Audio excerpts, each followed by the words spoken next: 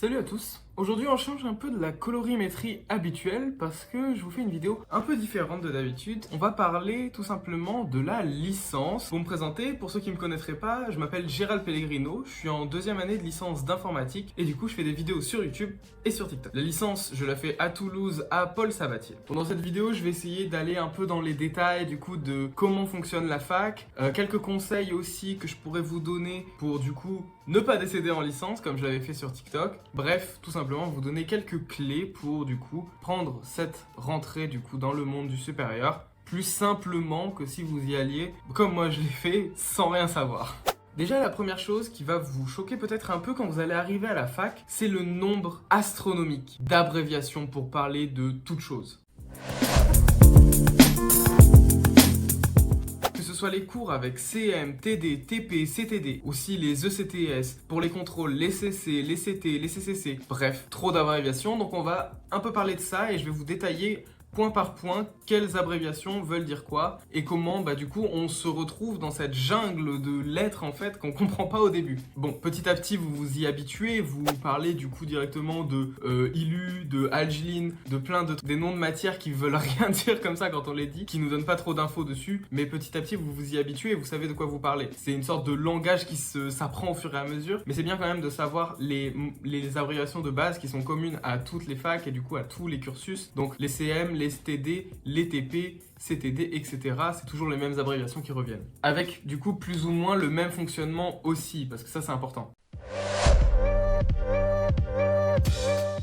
Donc déjà on commence par les cours avec les CM. Donc C pour cours et M pour magistraux, les cours magistraux. C'est tout simplement les cours que vous allez avoir en amphi. Donc vous serez entre 100 et 200 en fonction de la taille de l'amphi. Des fois il y en a qui peuvent même atteindre jusqu'à 500 personnes si je ne m'abuse. Évidemment au début de l'année vous allez voir même des amphis avec des gens qui sont assis sur les escaliers, etc. Bon évidemment au bout d'un moment ça se vide petit à petit. Bref, dans les amphis c'est là que vous allez avoir le cours. Les cours magistraux c'est vraiment le prof, un prof du coup, un chargé de cours magistral qui va débiter son cours en fait avec un diapo général, souvent un diapo et faire peut-être par exemple si vous êtes en maths, des démonstrations au tableau, etc.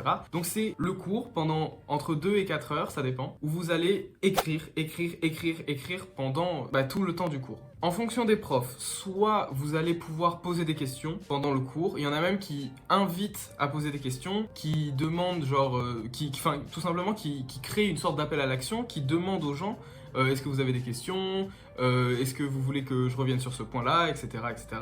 Tous les profs le font pas. J'ai vu des gens qui sont en droit par exemple, où genre le prof, si on l'interrompt, il engueule les élèves directement. ça dépend vraiment des profs. En l'occurrence, personnellement, j'ai eu beaucoup de chance. À chaque fois, les profs sont très à l'aise avec la participation en cours. Et ça, je trouve que c'est très cool. Donc voilà, allez en licence de sciences et pas en licence de droit. Après aussi, quand même, dites-vous que si les profs ne veulent pas que vous posiez des questions pendant le cours magistral, vous pouvez toujours les noter sur un post-it, sur un coin de votre cahier et les poser au prof à la fin. Vous verrez souvent dès vos premiers cours, à la fin du cours, il y a toujours une queue devant le bureau du prof. Bon, sauf si le prof a un autre cours juste après, généralement, ils seront très heureux de répondre à vos questions. Donc, il faut vraiment pas hésiter. C'est très important de poser des questions au prof parce que c'est ça qui vous permet en fait tout simplement de faire la première étape de la remise en question et de l'apprentissage. Donc, si vous n'avez pas compris un truc, c'est très important de poser des questions au prof. Ou même, sans parler de pas avoir compris, juste pour avoir plus de détails pour mieux comprendre aussi. Ensuite, on a les TD. Donc TD, ça veut dire travaux dirigés. Dans ces cours-là, vous serez beaucoup moins, généralement dans une salle qui ressemble à une salle de classe type lycée. Donc ça, pour le coup, ça va pas beaucoup changer. La seule différence, c'est que pour les TD classiques, vous n'aurez pas de cours de danse. C'est là, du coup, que vous allez mettre en pratique tout ce que vous avez vu pendant les cours magistraux. Donc en gros, généralement, par exemple, en mathématiques, vous avez un chapitre sur l'intégration, par exemple. Et donc du coup, pendant le TD de mathématiques, vous allez avoir une fiche de TD donc avec plein d'exercices sur l'intégration et donc vous pouvez demander du coup de l'aide à un chargé de TD pour qu'il réponde à vos questions. Généralement, il va corriger les exercices au tableau. Donc voilà, c'est le moment où vous pouvez vraiment du coup, en plus des questions que vous avez posées pendant le CM, approfondir vos connaissances et vraiment les fixer. Et c'est très important aussi de préparer ces TD, donc du coup de regarder un peu la feuille, faire quelques exercices que vous êtes capable de faire, voir les exercices que vous pensez vraiment trop difficiles difficiles que vous pourrez donc du coup approfondir pendant le TD avec le prof. Bref, c'est un travail qui est très important. Le TD, c'est vraiment le cœur de l'apprentissage à la fac. Et avec les TD et les CM, il y a une sorte de fusion qui peut parfois se faire dans les facs. Par exemple, dans ma licence, il y a souvent ça. Ça s'appelle les CTD. Les CTD, en fait, tout simplement, c'est comme les cours qu'on a au lycée. C'est-à-dire que par exemple, un CTD de maths, vous aurez de temps en temps du cours, de temps en temps des exos. Parfois même dans un seul cours, vous aurez les deux. C'est vraiment en fait un mélange des deux. Voilà, vous avez des cours et des exercices.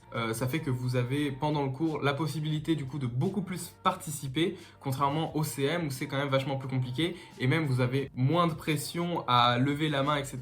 dans un CTD parce que du coup vous êtes dans une classe de 30 ou 40. C'est quand même vachement moins que 200 ou 300 élèves qui sont tous à regarder comme ça le prof. Et ensuite, on a les TP. Donc les TP, c'est exactement comme au lycée, c'est les travaux pratiques. Donc là, au lieu d'être comme dans les TD avec un prof qui corrige les exercices, une feuille d'exercice, etc., vous allez avoir du coup une feuille de TP avec, généralement c'est comme ça, mais des fois c'est sur plusieurs TP, une feuille d'exercice ou une feuille de TP avec un seul sujet d'exercice, ça dépend. Et donc pendant ce TP, du coup, vous allez faire, donc vraiment, par exemple, nous on avait des TP de C l'année dernière, où du coup on avait une feuille de TP et on faisait les exercices comme ça et on était totalement en autonomie. Évidemment, il y a un prof qui nous surveille pour vérifier qu'on fasse pas n'importe quoi et pour du coup aussi nous répondre à nos questions, mais on est vachement plus en autonomie que quand on est dans un TD. Dans un TD, en fait, pour vraiment voir la différence, un TD, généralement, le prof va systématiquement corriger les exercices. Des fois, il y a des profs, c'est un peu des méchants, donc ils corrigent pas, mais souvent, ils corrigent. Et en TP, par contre, là, c'est vraiment pas systématique. Le prof va t'aider à faire tes TP, à faire tes exercices, mais il va pas les faire à ta place et il va pas te donner de correction. C'est rare qu'on ait des corrections de TP. En tout cas, pour ma part, j'ai rarement eu une fiche genre correction du TP, alors que les TD, on a toujours une correction des TD, que ce soit en cours ou alors directement un PDF avec les exercices plus la correction. Maintenant qu'on a vu les différents formats de cours, on va un peu plus profondément parler du fonctionnement de la fac. Déjà, ce qu'il faut savoir, c'est que la licence, comme le master, etc., se base sur un système de points. Ces points, ça s'appelle les ECTS pour European Credit Transfer System, ou pour les francophones, système européen de transfert de crédit, je dirais, je sais pas. Bref, ces ECTS, c'est des points que vous allez pouvoir gagner du coup en validant des matières. Ces matières, comment on les appelle à la fac? On appelle ça des UE. Pourquoi UE? Pour unité d'enseignement. Ces unités d'enseignement, c'est donc par exemple ce qu'on a au lycée, la matière mathématiques, la matière physique-chimie, etc. Sauf qu'à la fac, du coup, c'est des matières qui sont généralement un peu plus précises. Par exemple, on a très rarement une matière mathématique, sauf en début de licence, mais on peut avoir du coup des matières de type algèbre linéaire, etc. En vrai, voilà, les matières à la fac sont généralement plus précises, elles ont un nom plus précis. Donc par exemple, il peut y avoir analyse, ensemble, algèbre linéaire, probabilité statistique, logique. Et là, je vous ai cité que des matières qui touchent au domaine des mathématiques, pour vous dire. Après, vous avez aussi des UE d'anglais, des UE du coup de votre licence. Donc par exemple, des UE d'informatique. Donc dans mon cas, algorithmique, programmation C, ingénierie des logiciels et utilisabilité, qu'on va du coup simplifier en ILU. Voilà, ça c'est une autre abréviation qui entre en jeu. Bref. Les matières, voilà, ont des noms plus précis, des domaines plus précis. Et du coup, ces différentes matières vont vous rapporter des points. Donc, par exemple, au début de l'année, donc dans votre contrat pédagogique, vous allez avoir marqué à côté de l'intitulé de la matière 6 ECTS, 3 ECTS, etc. Et donc, si vous avez plus de 10, enfin 10 ou plus, vous allez donc valider votre matière, votre UE. Et en la validant, vous gagnez ces points-là. Faut savoir qu'à la fac, du coup, pour valider un semestre, il faut 30 ECTS, donc c'est-à-dire 30 points. Pour valider une année, c'est 60 ECTS. Et pour valider la licence, c'est 60 fois 3 années, du coup, c'est-à-dire 180 ECTS. Je vous parle des ECTS parce que c'est une question que je me posais beaucoup et on voit pas vraiment beaucoup d'informations. Genre, j'ai galéré à trouver vraiment des informations au début de ma licence et c'est juste en étant comme ça dans le truc qu'on finit par comprendre comment ça fonctionne. Et généralement aussi, les matières qui ont des plus grosses quantités de CTS, généralement, c'est les matières les plus difficiles. Vous le verrez, s'il y a 6 ECTS, c'est soit que vous avez plus d'heures de cours dans cette matière, soit qu'elle est un peu plus difficile, ou alors plus importante pour votre cursus. Je ne vais pas rentrer à fond dans les détails de tout ce qui est système de compensation, rattrapage, etc.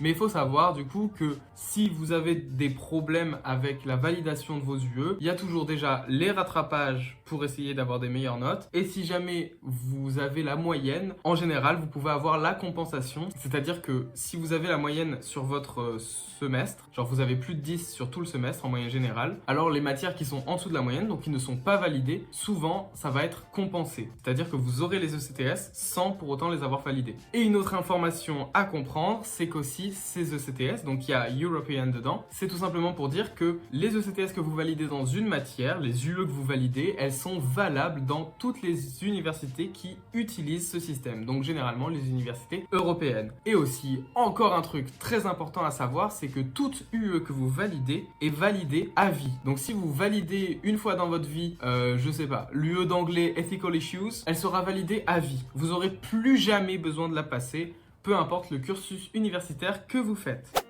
Désolé, on ne voit pas mon magnifique visage pendant cette intro parce que j'ai oublié de la tourner. Mais tout ça pour dire que si vous avez des questions supplémentaires, vous pouvez les mettre en commentaire pour que je vous fasse soit une autre vidéo, soit que je vous y réponde directement. À part ça, n'hésitez pas à vous abonner. J'espère que ça vous a plu et à la prochaine.